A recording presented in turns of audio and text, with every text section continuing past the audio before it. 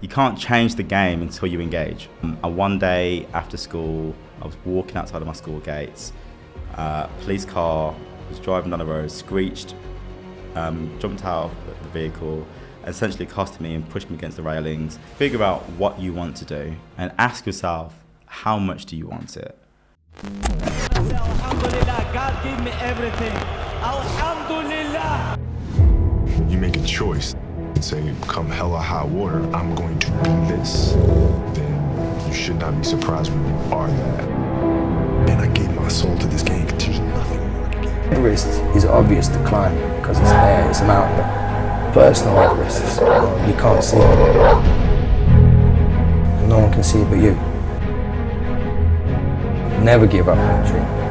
Well, look deep within myself and ask myself how much I want it. What am I here for? Don't lose that desire. I want to unleash the beast. When I sat here in this crowd, US 93, and saw all these guys, I realised it's there. It's there for the taking if I put the time in. Be true to the game, because the game will be true to you. If you try to shortcut the game, then the game's going to shortcut you.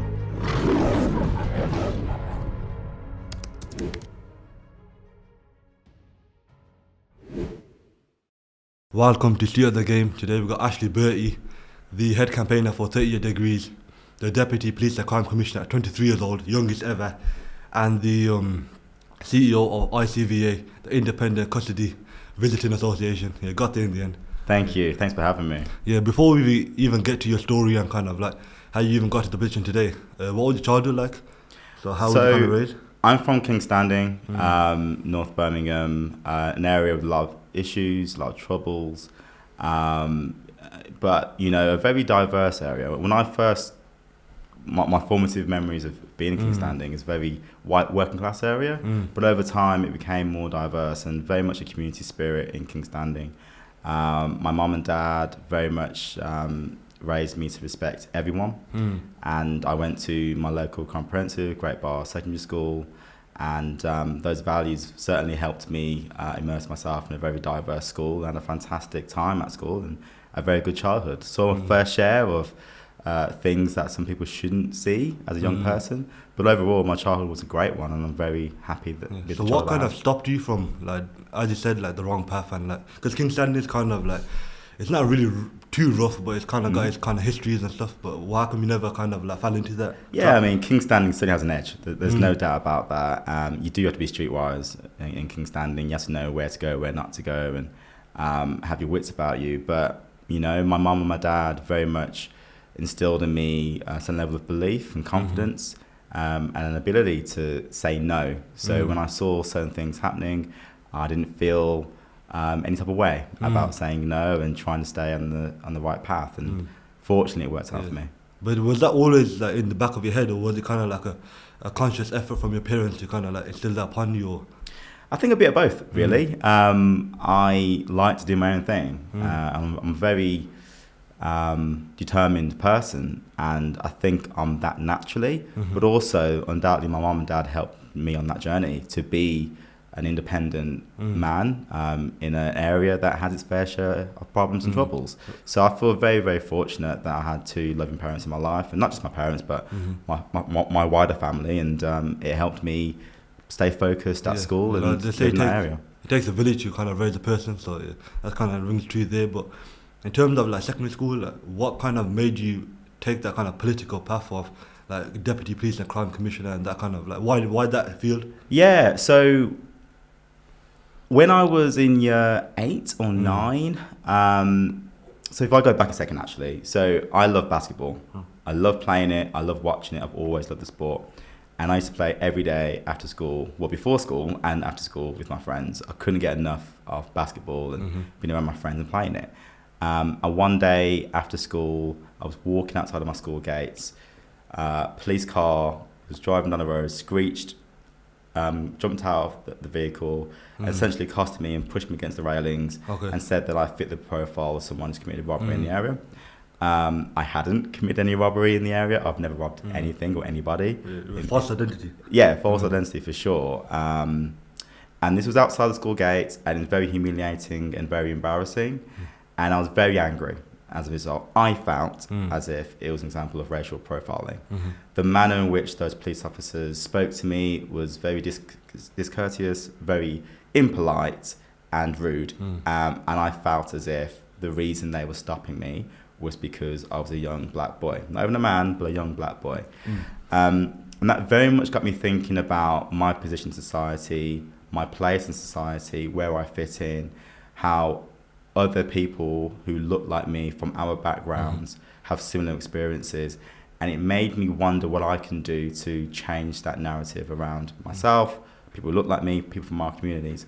So that very much started the journey of political discovery. But how did that switch kind of flick? Because if, like, for example, if that was me, I'd just kind of retaliate negatively. Like, I'd just be against the police, and which I still semi kind of am, because I've had similar experiences. But it's like, it just within the back of my head, like through my childhood, it just kind of like, it just sticks with me because I see different things happen to different people, like people related to me or people close to me. So how did that switch in your head to kind of change the system, instead of like just saying, oh, the police are like this and I'm going to do my own thing and they can do their thing? And so my parents very much said to me at an early age, you can't change the game until you engage.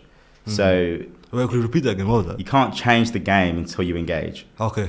So it will be self-defeating for me to just think, well, the police don't like me, society doesn't like me, I'm going to play into that. I wanted to defy those stereotypes, defy whatever other people think of me, and show that you don't have to be what they think you are. You can be different, and you can achieve your own potential regardless of what the naysayers may say.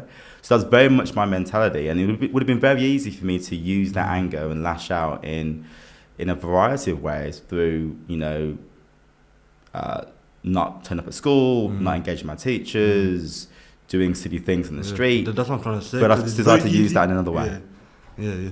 So why listen to your parents when obviously that quote of you can't change the game unless you engage?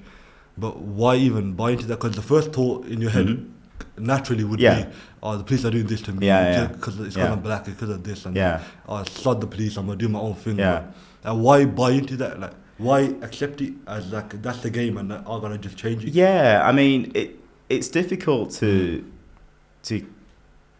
keep on track and to stay focused and to stay... Especially in the year 8. Yeah, exactly. What, year 13, 14? Yeah. So it was definitely an experience that has stuck with me. I've never forgotten it. It was a traumatic experience, and certainly as a young kid, it was very, very traumatic. It took me a while to kind of process what happened. But once I started to understand that other people had similar experiences, my peers had similar experiences, and I'd heard stories from other people around what interaction they had with the police, and not just the police, but other authority figures also, it made me feel as if I wasn't alone. So hearing those stories really helped me actually to understand that it's not just a me thing, there's a societal problem at play here that we need to get on top of, and I want to be part of the solution. So where did the epiphany kind of come? Was that like end of year 8 or? Yeah, pretty much during that time period. I wouldn't say in that moment. In that moment, I was angry, like in a couple of weeks, and I was scared. But yeah, once I had a chance to process it and think through what happened, and think through who I am and who I want to be, that's when the light bulb moment occurred for me. And from then on out, I was very determined to use whatever amount of ability, talent, influence, voice that I had to try to change the game. And like I said, my parents always said you can't change the game until you engage, and I wanted to engage and change the game. It's taking back control. Like, that's another way of putting it, because it's like, why let them have the control of your emotions and your feelings when you know the system, you know what it is? So instead of complaining about it, like, let's kind of like do something to fix it. Exactly. Because that's a very grown mindset for it. Like, because some people don't understand that today. Like, they're 30, 40 years old. Like, I see it myself. Like, they're always just crying, like tears coming out. Like, oh, this happened. Not just like with the police or in anything in life. Like, let's say a business fails or something happened, and they just cry about it. Like, oh, it's just me. This happened to me. But if you look back at history repeats itself all the time. Like, someone else had tread that path before you, had the same issues, and they've kind of resolved them, so you can do it as well. But 100%. You just got to push through that kind of barrier, that initial barrier, and keep going, and then naturally you kind of get there, and you kind of like get the ball in the back of the net and kind of like you make something of yourself. So so when it came to like your options in year 9, year 10, 11 in terms of GCSEs and like so what made you decide them? So obviously because of that, so how did you kind of like navigate it? Yeah, I mean, I wouldn't say that that experience influenced the options that I took. It made me more determined to do well academically. So, gosh, from memory, I chose French, business, history, and drama. Okay. Those are my options. And it made me want to excel. It kind of lit a fire up under me to want to do well and to try to prosper and not to, allow that experience to define the rest of my life, as it has for many people if they have a negative interaction with police or any other authority. So it definitely made me want to do better. It made me want to do well. And although I didn't like that experience and it has stuck with me, I'm grateful for it because I don't know if without it I would have been the person I am today. So obviously you've gone through your GCSEs and clearly you've passed and you've done well. So what kind of led you for your A-level kind of choices for the rest of your life? Because the A-levels are kind of like where you kind of decide what kind of path you're going to navigate and do. Yeah, so originally I wanted to be a lawyer. That was the thing that I wanted to be for a number of years when I was at school. So the options that I chose were very much geared towards that. Law. So why law? Like, why was it? Again, going back to wanting to change the world around me, I've always been someone who's been interested in current affairs and the world and history and, trying to be an example of positivity as opposed to negativity. And being a lawyer, I saw as an opportunity to help those from a similar background to me attain a certain lifestyle and a second chance, and to correct injustices wherever they may have occurred. So that's what led me to wanting to be a lawyer. So I chose English literature, I chose history, I chose psychology and drama as my A-levels. And then during the time in which I was doing my A-levels, a guy from America, a black guy with funny ears called Barack Obama came on the scene, and he was willing to be the president of the United States. And that very much inspired me, and it made me think, you know what? Yes, the law thing is a good option. I think I could be a good lawyer if given the opportunity, if I do well in my studies. But I've always been interested in politics, and I like to know more about politics and how the world has come to be what it is. Let me go and study that instead. So I changed my focus from law to politics. Politics, yeah. And so obviously you chose politics, but politics is a vast field and it's kind of like, it's a minefield because I look at it from outside within, obviously through my dad. But I don't really, for me, politics ain't a massive deal for myself because I just look at it and I just think it's a minefield. Like, when you're talking about control, there's no control in politics because obviously it's up to the public, and also there's a lot of inner dealings and inner politics that kind of foresight the politics, if you know what I mean. Yeah. So you kind of jumped headfirst into politics, I kind of could say, but then what drove your choices to? So what I'm trying to say is, what was your first kind of way into politics? Because politics is a massive area. Yeah, so during the time that I was going through my options as far as what I wanted to do at university, as I mentioned, Barack Obama came on the scene. That very much inspired me. It did feel as if the world was going through a mini revolution at the time, and that anything was possible. And that optimism filtered from America to the UK and around the world, and I was touched by that. So I wanted to be a part of that movement, that part of that revolution that I thought was happening at that moment in time. But then when I was at university, the coalition government came into being, and they raised student fees from $3,000 to $9,000, and I felt it was unfair.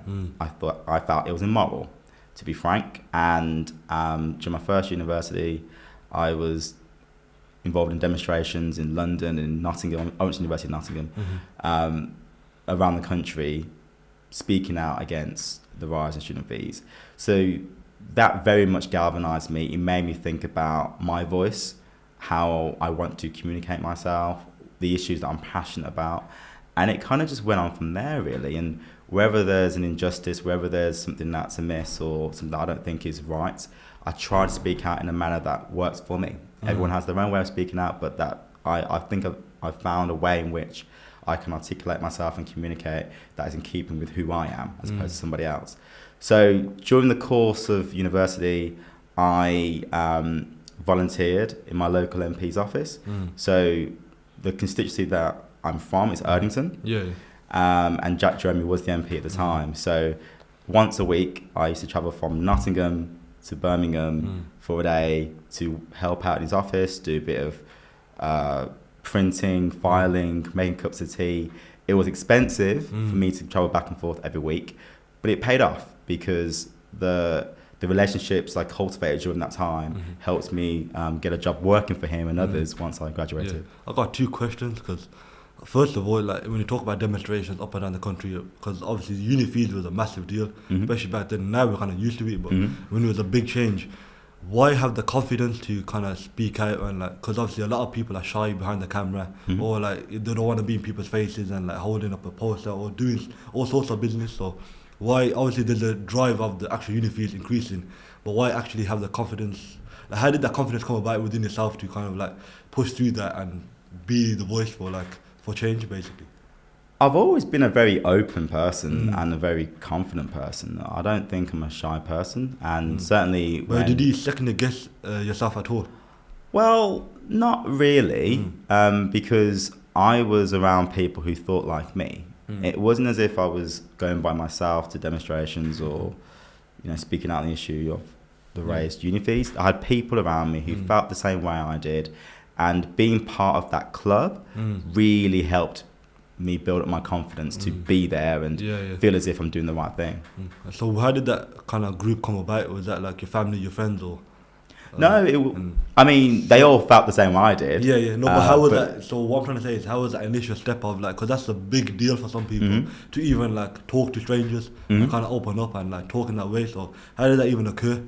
From you basically sitting inside your uni dorm to actually being in a demonstration and kind of getting active? Yeah, I mean, it was an issue I felt passionate about because I know what it's like to struggle. I know what it's like to be from an environment in which you don't always have all the luxuries of life and all the trappings of life, right? I know what it's like to wonder what exactly we're going to eat tonight, or, there's a school trip happening, how my parents can be able to afford for me to go, and if I don't go, how am I going to explain to my friends? Like some of the issues that face people from working class backgrounds, I'm very much attuned to that. I'm allowed to because I'm from that background, from that experience. So the thought that people from my background would potentially be priced out of going to university, one of the main vehicles for social mobility in this country was, as I said a moment ago, it was immoral to me. It was repugnant and something that I wanted to fight against. So that very much was the driver for me, just that burning injustice and that feeling that things shouldn't be this way. That gave me the confidence to want to get up and speak. And being part of a group of people who felt the same way I did, that camaraderie, that friendly respect, that energy, that's what gave me that confidence. And I loved every moment of it. Obviously, the fact that the policy was in place and is still in place, is a terrible shame for me personally. But that experience of going out and speaking out very much inspired me to continue to want to do that in the future. You touched upon like your parents not affording for school trips and like kind of like just dealing with life as a young child. So did that not knock your confidence at all? Like seeing other people going on school trips, and because how did that not affect your later life? You know what I mean? Because a lot of people will let that get to them, and as we talked about before, like look negatively on life and have that kind of like us against the world kind of like backbone, like stiff upper back, and kind of like have that motion through life. But I mean, you clearly don't have that. So how does that transpire? I guess it's a hard question to answer because I understand why people feel like the world is against them, because it kind of is, really, when you think about it. If you're from a certain background, there are so many barriers against you, so many stereotypes, so many reasons for why your ability to prosper and to be more socially mobile just aren't there. So I understand all of that. Me personally, I've always been someone who's very determined and very stubborn as well. So the notion that somebody or a group of people or society would continually oppress me or keep me down was just not something I was ever going to buy into. And if I don't succeed, if I don't get to where I want to get to, that's on me. I'm not going to allow other people to decide that for me. So I've always had that mentality, and the people around me have been great people. My mom, my dad, my wider family, my friends. I feel very fortunate with people I had in my life. Now, I recognise that for some people, they don't have that. So it's harder to have that village, as you described earlier, to help raise you up. But I was very fortunate. I had that village around me, and it allowed me to focus on what I needed to focus on to get to where I've got to so far. But so that's all well and good, because I have the same kind of mantra. But when your first loss hits you, like, how did you navigate that? Like, what was your first loss, if you can tell us? Or a loss where, because obviously it's all well and good having that mentality, but then you kind of hit a brick wall, and then you kind of think, sod it, like, F it, I'm just going to sit at home and just kind of like let life kind of drift. Like, everyone has them thoughts, but how did you push past that first kind of barrier? Yeah, gosh, the first time. Well, obviously that experience outside of my school was negative, and that really did knock me back, but also inspired me at the same time. And as I said, I've always been pretty driven, and I wanted to do well academically. And what about academically, or even like you trying to navigate this political field once you chose it? What was your first kind of knockback, like your first kind of resistance, where you kind of thought to yourself, like, because everyone has them thoughts, like, I had it with the pizza shop, like the first, like when you started not doing so well, you kind of just think, like, what am I doing it all for? Like, why am I waking up at 9 o'clock, going to bed at 4 o'clock in the morning, and doing the same thing all over again? For what? You got me. So it's like, so, you know, I was very mindful of the fact that as a young black man in politics, there aren't many of us out there. So I was always in the minority, and trying to... But that makes it harder. Yeah. And if you hit your first barrier, you're thinking, oh, they don't let us in anyway, so I'm just going to stick at home, like, do my whole thing, or go back to law, even. So, you know, I definitely had to think about, okay, how would I be perceived? What will people say about me? Am I strong enough to withstand any comments that are made about me, or any looks, or any perceived knockbacks on my part? And there were times in which, you know, I overheard some comments from individuals that were racist, frankly, and discriminatory on a number of fronts. But, you know, I think there is truth to the saying that for people like ourselves, we have to work 2 times harder to get half as much. So that very much inspired me to want to do better and work harder, because I recognised that nothing was ever going to be given; it had to be earned. And you know, fortunately, through a lot of good luck and just my application, I was able to do well at school, do well at university, and then once I entered the world of politics, that gave me the mental fortitude to knock back and to push back against anybody who wanted to say anything negative about me.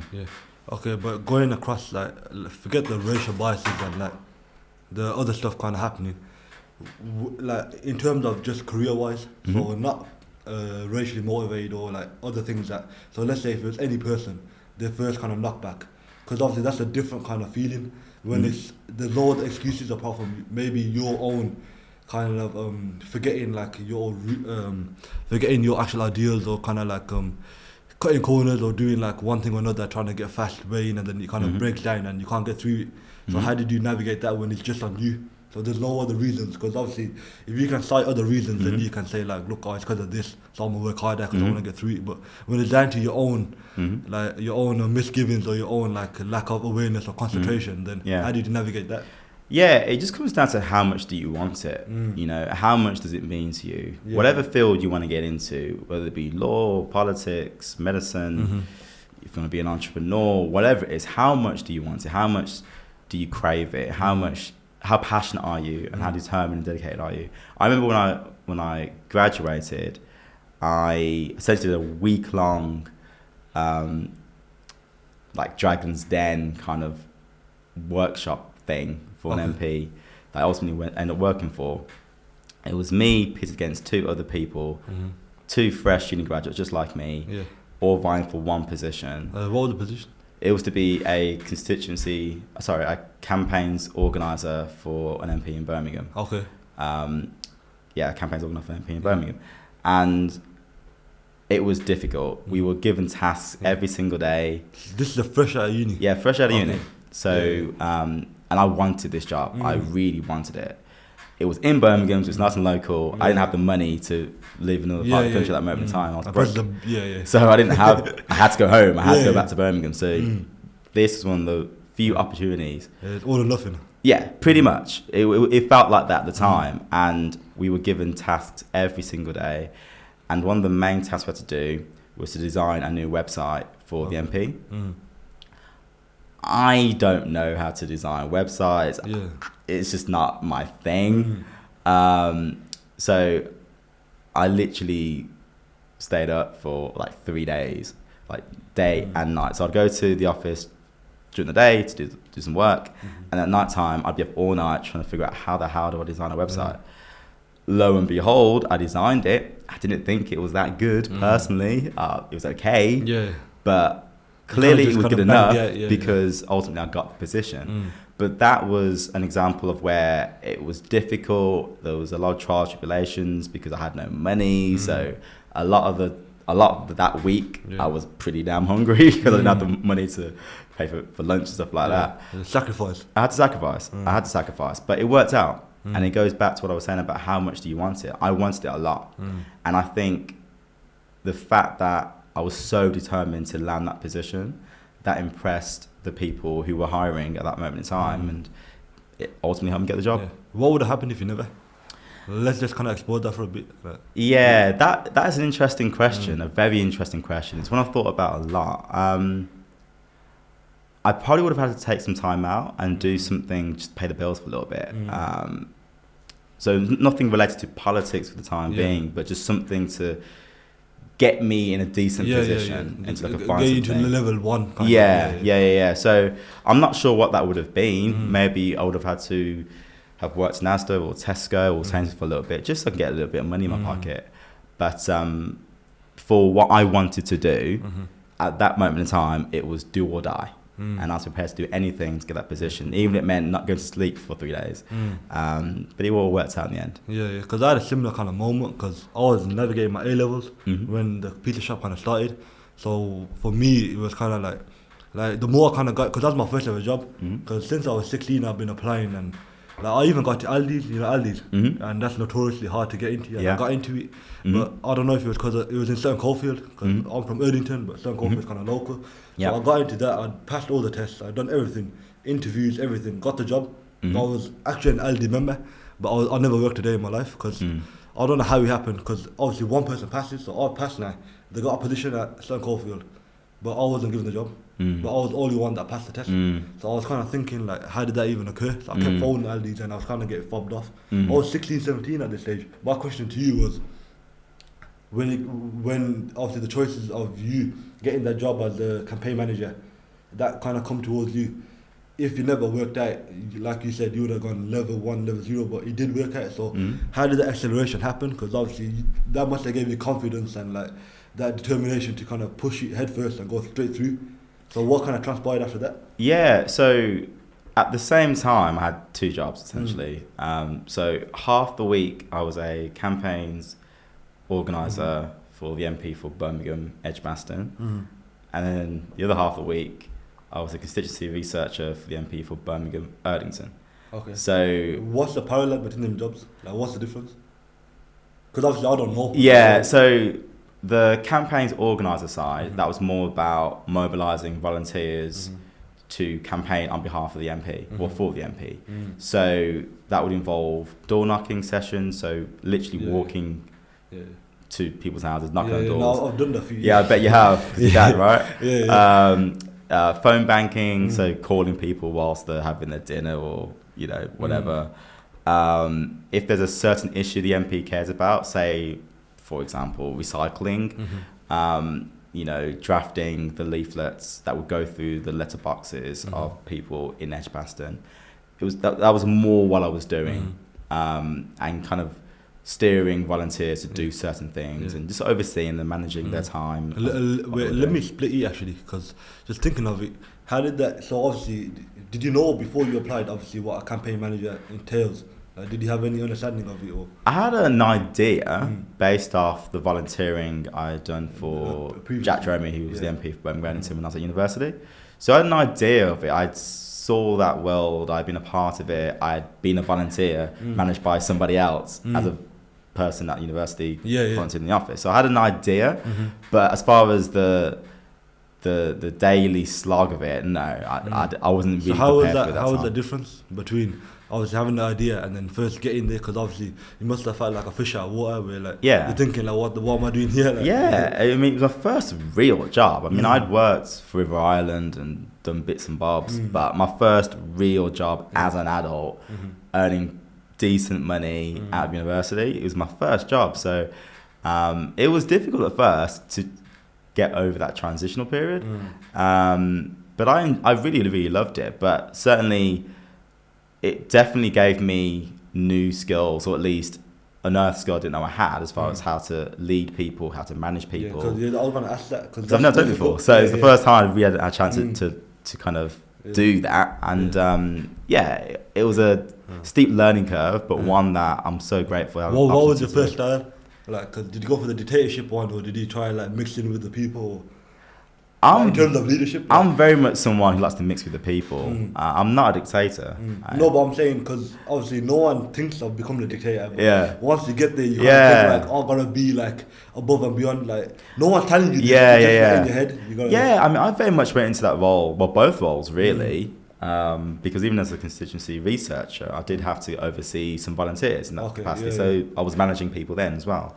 I very much saw my roles at the time as being an opportunity just to kind of learn my leadership style and figure out a way that worked for me. And I've always been someone who likes to be in amongst people. So how did you start off then? So like, what was your, when you first met, and like your idea going in, like maybe in the car or on the train, like going towards it, what were you thinking, like how I'm gonna deal with it? Like, what was your first like kind of thought? You know what? The way I approach anything in life is the Nike saying, just do it. You must have seen just do it on t-shirts and all kinds of Nike clothing trainers, right? That very much is how I look at life. Just do it. You know, don't think about it too much. Don't overthink it.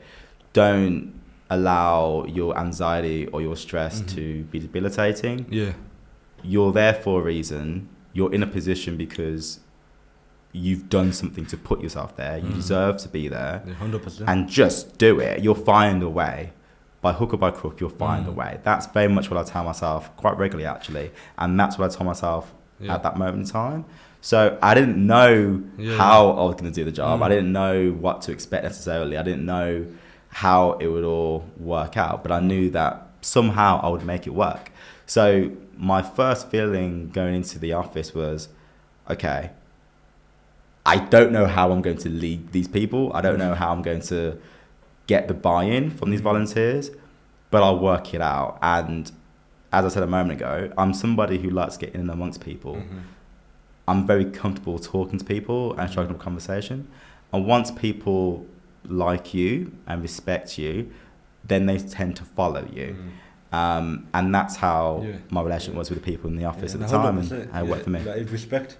Yeah. It's like, because it works both ways as well. Like, I'll give respect, but once it turns to disrespect, then I know what it is.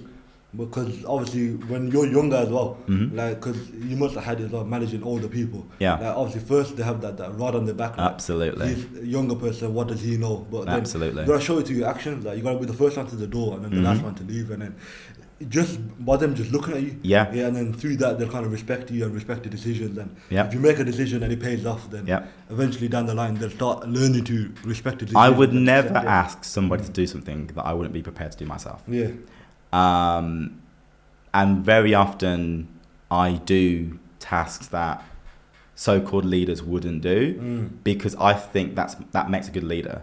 People seeing you do stuff, right? Leading by example. Don't just do what I say, do what I have done. And if people can see that I'm prepared to do something or I've done it, then they won't necessarily feel upset or aggrieved if I asked them to do a certain Exactly, task. because they've seen you do it before. Yeah, 100%. Yeah.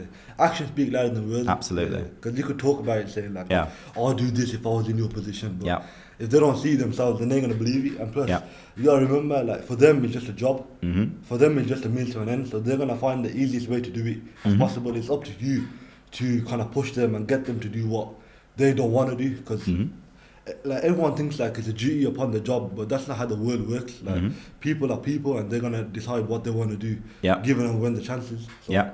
yeah. So in terms of navigating both of them, and were you still volunteering, or did you stop that? No, so at that point I graduated university. Yeah, yeah. So, So then I you're- moved from being a volunteer to Yeah, to a an employed manager, member yeah, of yeah. staff. Yeah. So then, what was the next step after that? The next step after that, I joined the office of the West Midlands Police and Crime Commissioner. In a variety of roles, really. I was.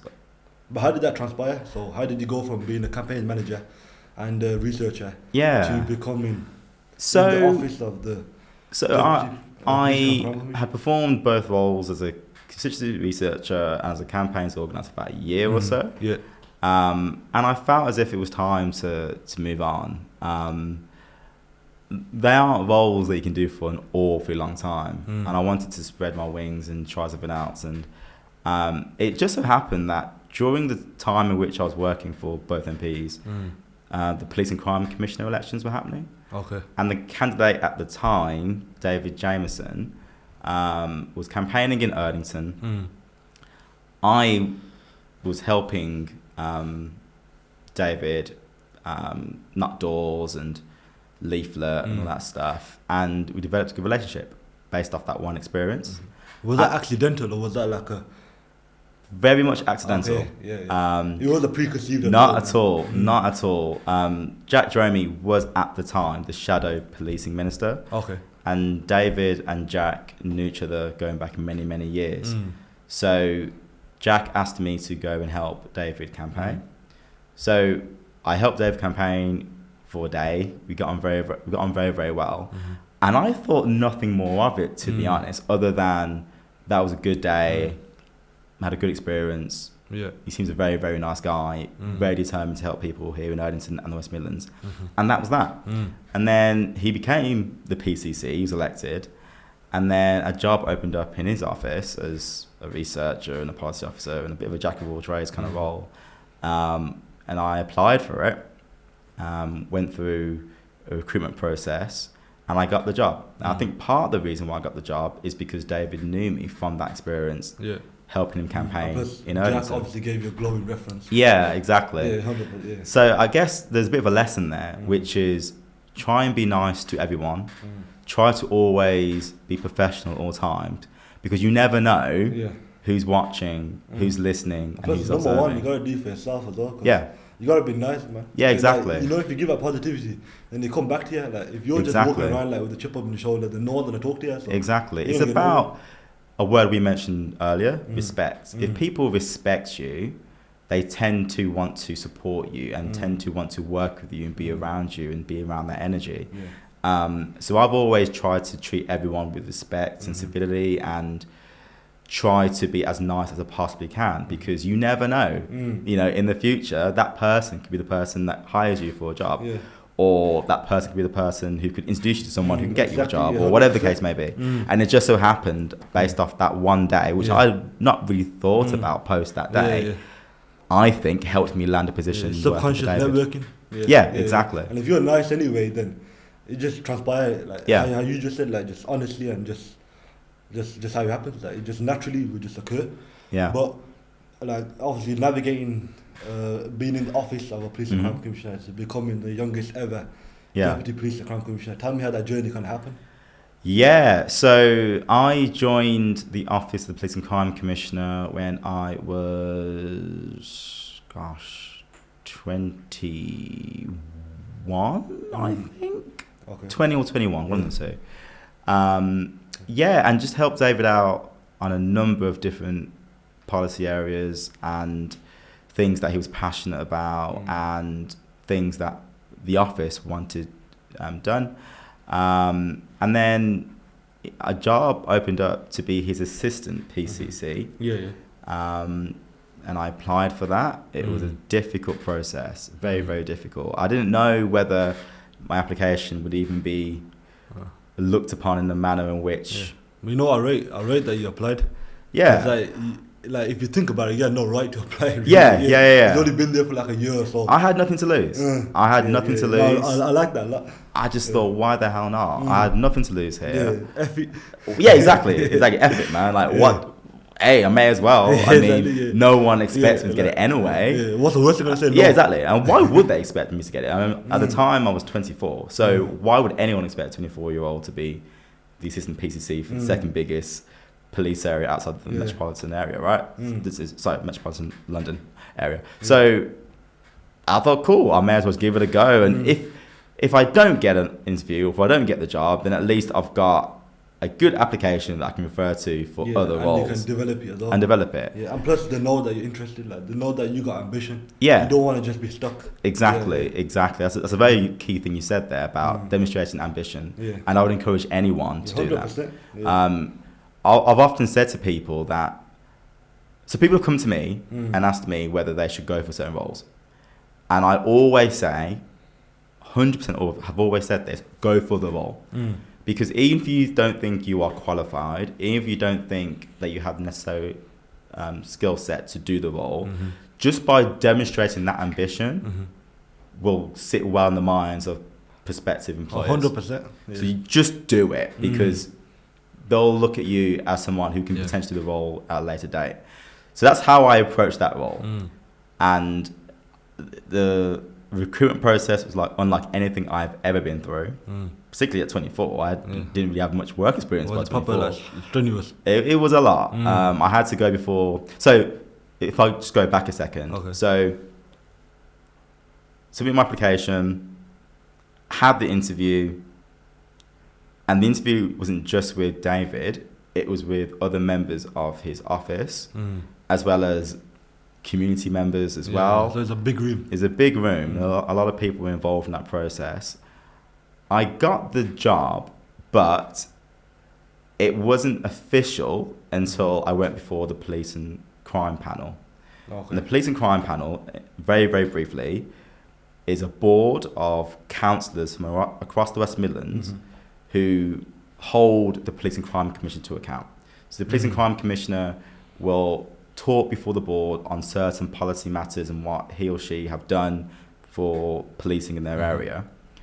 As David's unofficial appointment, I had to go before that panel and introduce myself and say what I wanted to do and how I wanted to assist David and how I wanted to protect policing in the region. Very, very, very daunting. I've not done anything like that before in my life. But luckily the panel liked what I had to say. They were okay with David's decision, and I became the assistant PCC at 24. Yeah. How was that? You know, it was... Because you kind of got like the end of the marathon, you know what I mean? Yeah. Like the finishing line, so... I expected a certain level of scrutiny and raised eyebrows. But it wasn't until I was in post that I was like, wow, okay, cool. Like, life is real now. Like, you know, I'm not a kid anymore. Did you get comfortable? I did. I mean, over time, I got comfortable, but not too comfortable. No, but what I mean comfortable as in, so you've been working your whole life to kind of get to a certain position. Like, because some people get that kind of like, I don't know what the word is, like imposter syndrome. Imposter syndrome, yeah. When you kind of reach the finishing line and you feel like I'm there, I kind of made it, and then like the ego kind of takes over and you kind of just like, you fall off a cliff. Like some people just, they go straight back down. I very much suffered with imposter syndrome, and I still do. I think imposter syndrome is healthy because it helps you kind of hold yourself to account. Yeah, hold yourself to account, reflect on your skill set and what you need to be better. Now, imposter syndrome can be debilitating to the point where you can't perform to the best of your ability because you're so worried about how other people think about you. But I always think a healthy dose of self-awareness is a good thing. So I definitely suffered with that, and I was very mindful that I'm now kind of in charge to a degree of an organisation of 10,000 people, the second biggest police force in the UK, people who are a lot older than me, and it's the police. Yeah. And the police are very hierarchical, but also very old school in many respects. And I do mean that with respect.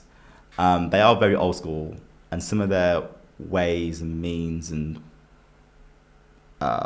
interactions can be a bit old school. So I knew going into it that as a 24-year-old, essentially a kid, to be in a room telling seasoned professionals what they should be doing and asking really searching questions wouldn't always land well. And so said, so done, because that was the case. And there were times in which you could tell that police officers didn't like what I had to say and bristled at the thought of answering to a 24-year-old kid, essentially. Yeah, exactly, yeah. So, you done that for a while as well. I think it was 4 or 5 years. Yeah, so I was the assistant PTC for 2 years. 2 years, and then the deputy. Then a deputy at 26, Yeah. and that's when I became the youngest in the country to hold the position of a deputy police and crime So commissioner. so how was that? Yeah, because I just got confused. I called the assistant and deputy the same thing. But Yeah. How was it from the assistant? I mean, they are the same thing, essentially. The only difference is But their just a name. bigger title, isn't it? I think. Yeah, I mean, the title is different, but as far as responsibility, it's pretty much the same. Although, I guess... But how was the title? Because what I'm going to ask you now is the outside, the pressure. So it's not really pressure, but if you let it get to you, it is pressure. Kind of like the outside talk of like, number one, why him? Yeah. You know, why you? From assistant to deputy. Number two, why not them? Yep. And number three, the fact that obviously as a black person in the police working as a deputy, because that's like some people would think like, oh, he's a coconut, is this, is that, because I'm just gonna say it frankly. Yeah. How is it navigating all of that? Yeah, so... there's a lot of talk, you know, Oh, like yeah. people talking outside. Yeah. I mean, everything you it's said just some- happened, man. I mean, it But is what it sometimes it is. doesn't affect you, but it affects Yeah. like your family. And, Yeah. So how was it? Like, Yeah, I navigating? mean, it was difficult, you know, black guy in the police, right? So there's definitely a stigma that's attached to that. You know, being called a coconut was something I heard a few times. I heard quite a lot of derogatory terms, actually. And yeah, it affected me, but I knew I was going to hear that. I knew it was going to happen. I knew that. I knew going into it. So it wasn't so much of a surprise. But there's one thing knowing it and then experiencing it, yeah, you know what I mean? Yeah. I mean, before becoming the deputy, I had 2 years as an assistant PTC. So I had an opportunity to experience all of that prior to becoming the deputy. So once I became the deputy and once that was official, it was difficult to hear certain terms. It was difficult to be around toxic energy at times. But I've always been a mentally strong person. I would be lying if I said it didn't affect me or didn't get to me. That would be a damn right lie. But at the same time, I've always tried to drown out the noise and focus what I need to focus on. And the best way I felt I could shut those individuals up is to do a good job and to be seen to be doing a good job. And that determination to not be a novelty act, not be seen as someone who's like, you know, an animal in a zoo, but someone who's competent, professional, and can do the job. That determination helped steer me through that time period. Without obviously over like gassing yourself and like, because you don't want to promote yourself like in that way where you're showing off, but just for a bit of context, like, so what kind of changed from like in terms of policing and like the institution itself from when you started and from when you ended, like what kind of difference did you actually make? Yeah, so stop and search was a big policy area for me, based off my own experience, as I mentioned earlier. I was stopped and searched. And that wasn't the only time I was stopped and searched. But that was the first time I was stopped and searched. And that inspired me to get into politics to begin with. So I very much wanted the stop and search brief. And they're very close to my heart. And one that I felt I could make a huge amount of difference with. So in 2011, 2012, there was 64,000 stop and searches in the West Midlands. A huge amount of individuals stopped and searched for no reason. And a very low arrest rate. And you would think if a police officer was stop and search someone, they are doing it because they highly suspect that individual is committing a crime. In an ideal world, right? What we were finding is that a lot of people were being stopped and searched for very little reason and very little justification. Like myself, as a kid in year 8/9 who were stopped and searched for absolutely no reason. And we know that if you are stopped and searched and that interaction is negative, that is a traumatic experience that can adversely affect the individual 100%. for many, many years to come. So I really wanted to get on top of that, to reduce the number of stops and searches, to make it more return-led, and to make sure that the arrest rate rose. So by the time I left, we had around 16,000 stop and searches, so down from 64 to around 16. That's a massive difference. Massive drop, but the arrest rate increased exponentially. So the police were more targeted in how they went about that stop and search power that they had. We set up stop and search scrutiny panels right across the West Midlands. So by the time I left, there were 10 panels. Not all of them were as reflective of the communities as I would like, but we certainly helped to increase them as far as ethnically, age-wise as well, make sure young people more are part of it too. representation. Yeah. So people from the actual community themselves leading the board for the actual community. Yeah. So stop and search was a big area for me, and one that saw massive improvements under my time. Gangs and violence has always been an issue across the country. And when I was the deputy, there was a massive spike in gun crime, knife crime, not just in Birmingham, not just in the West Midlands, but nationally. In response to that, the PCC and I set up the Gangs and Violence Commission, which was a multi-agency, community-led approach to tackling crime, trying to make sure that local communities felt empowered to work with people in their communities to stop crime, as opposed to the police just coming in heavy-handed, arresting people that would put a plaster over the wound, but not actually addressing the wound. So we put thousands and thousands and thousands of pounds into community-based projects, whether it be football, basketball, table tennis, dancing, whatever the case may be. Positivity. Yeah, to give young people positive outlets, to give them opportunities to realise their talents and maximise on their potential. And over time, we've seen a reduction in knife and gun crime in the West Midlands. Now, it has not reduced to the level that I would want it to, but from that high point when I became the deputy, it's certainly reduced an awful lot. And now, I would say, communities feel as if they have more of a say in what's happening in their area. There's still plenty of work to be done. This is a journey, not a destination necessarily, but we've definitely achieved a lot. There's only a certain amount that you can do in 8 years, because people don't realise, people think like it can just happen in a year. You can't. There's lots of legislation and like, people's egos and like different variable factors that could address it. So the biggest thing that I'm really proud of during my time sprung from the Gangs of Violence Commission work. We recognised that there was an issue around something called zombie knives. Zombie knives are essentially long edge blades that have edges and stuff on them. Really hideous, unpleasant weapons.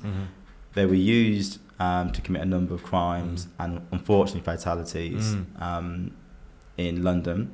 They were starting to be used in the West Midlands.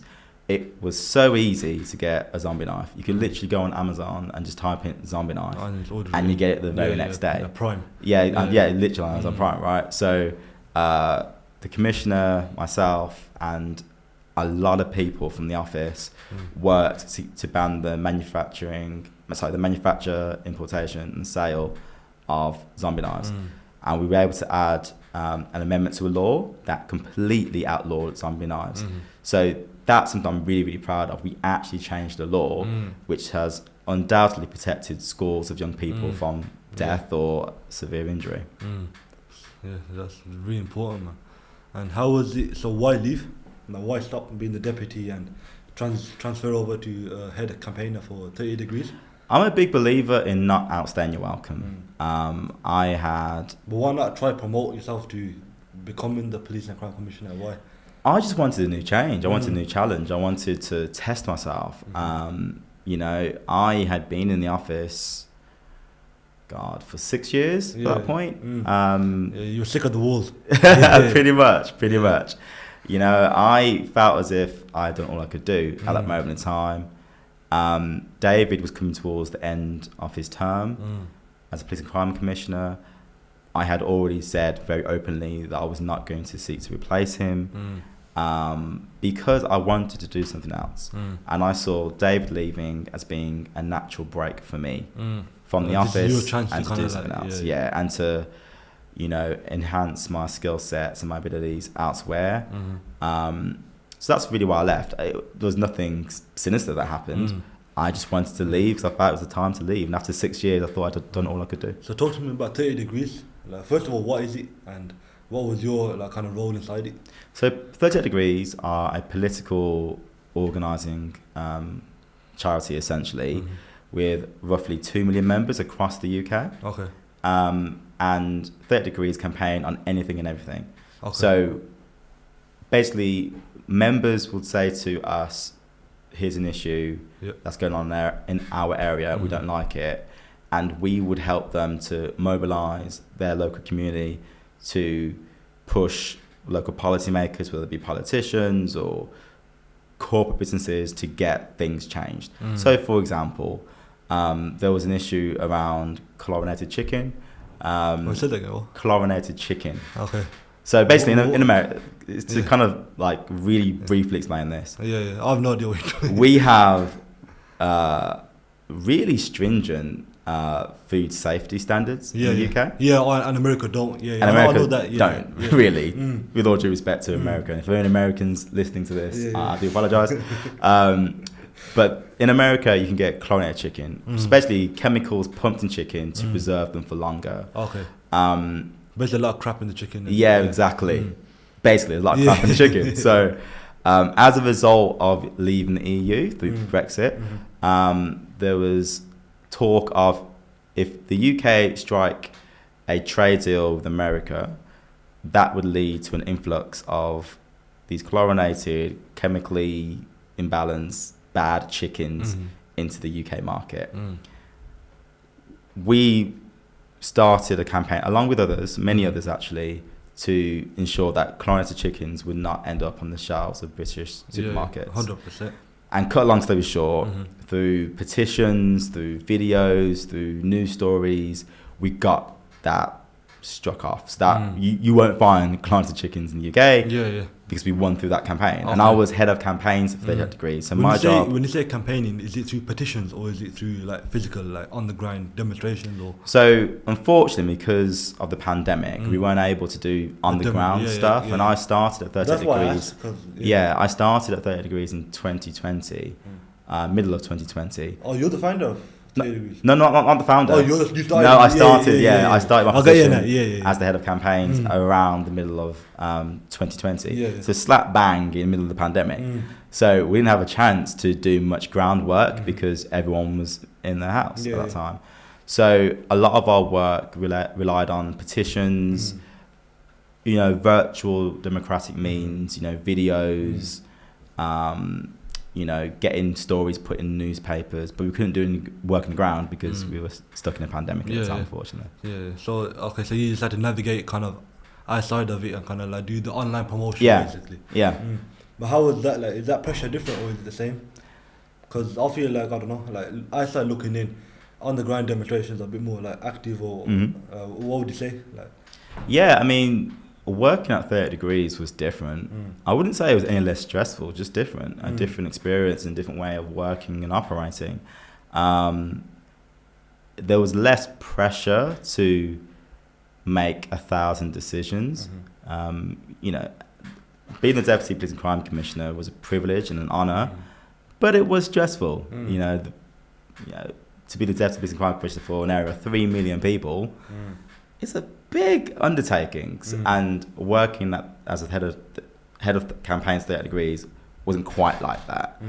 But it was stressful and different in the sense of it was more campaigning focused, obviously by virtue of being head of campaigns. So learning new campaign techniques and brushing off techniques that I'd forgotten about, essentially, because I hadn't done campaigning for a number of years, was a challenge, but one that I wanted to have, and one that I'm very happy that I had, because I felt as if I needed to do that at that moment in time to continue to learn and to grow. So, because obviously I sense that you got to go in a bit, so just to kind of bring it to a close, like, let's talk a bit about ICVA and kind of that transition from 38 Degrees to ICVA.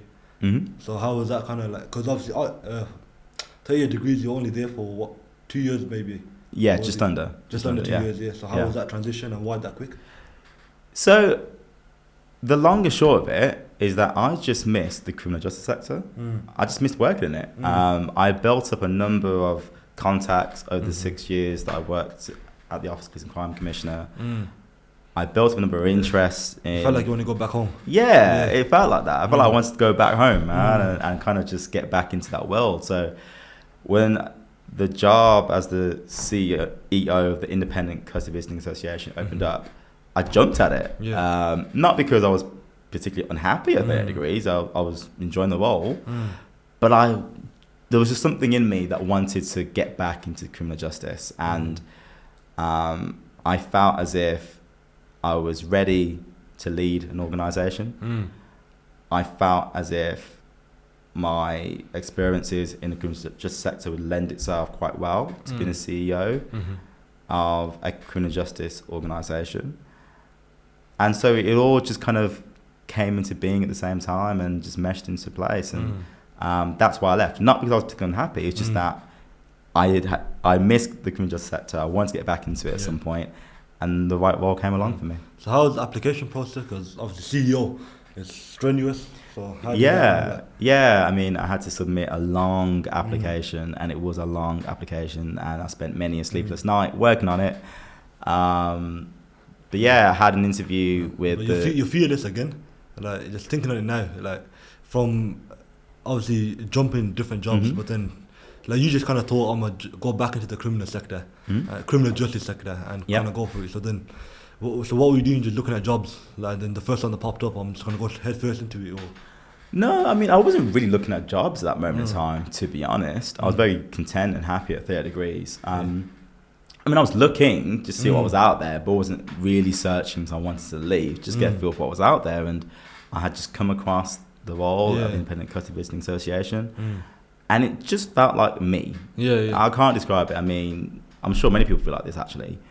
Sometimes you see a role and you think, that's got me written all over it. I can see myself in that role. It's tailor-made for me. And that's how I felt towards but again, you never second-guess yourself. ICVA. That was the first kind of like thought process, and you just stuck with that. Like, there weren't no like overthinking or... Not at all, because again, what's the worst that could happen?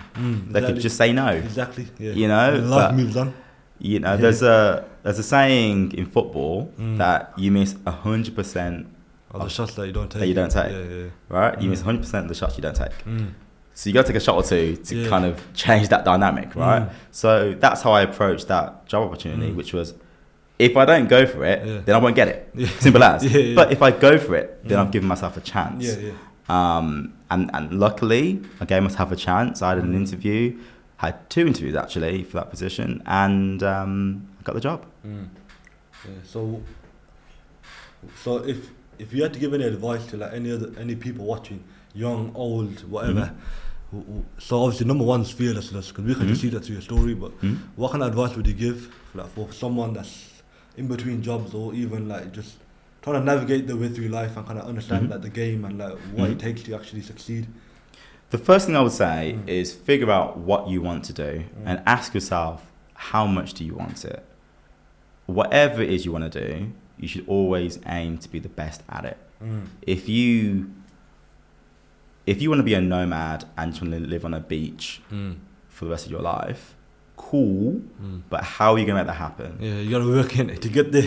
You got to work to get there. 100%. And then when you're on the beach, you know, you need to kill some fish to eat. You need to be able to hunt for stuff, you know, and you need to learn those skills to enable you to live that lifestyle.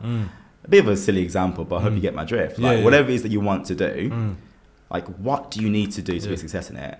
And how much do you want it? And once you've figured out how much you want it, you've got to set yourself up to succeed in it. You can't just say you want to do something. You've got to go out of your way and go and get it. That's the first thing. The second thing to realize is that life isn't easy. There are going to be knockbacks. It's inevitable. We're all going to face them. We've all faced them, and we will continue to face them. So it's all about preparing yourself when those knockbacks occur, working out what is your coping mechanism. So when you're upset and when you're down, when you're angry, what can you do for yourself to help you kind of process that? Everyone has their own coping mechanisms. Everyone has their own way of processing stuff. It's about working out the way that works for you, because at some point you're going to need to rely on that. Yeah. It's just going to happen. Yeah, it's yeah. life. And then the third thing is just being able to say no is really, really important. We all want to say yes. We all want to please people. But to get to where you want to get to in life, to be a success, you've got to make sacrifice. Yeah, 100. Unfortunately, you've got to make some sacrifices that may upset some people, that may confuse some people. But if they are really for you, if they really love you, they'll understand. You can't please everybody. It's impossible to do so. There's always going to be somebody who doesn't like what you're doing or is a bit upset by something you've done.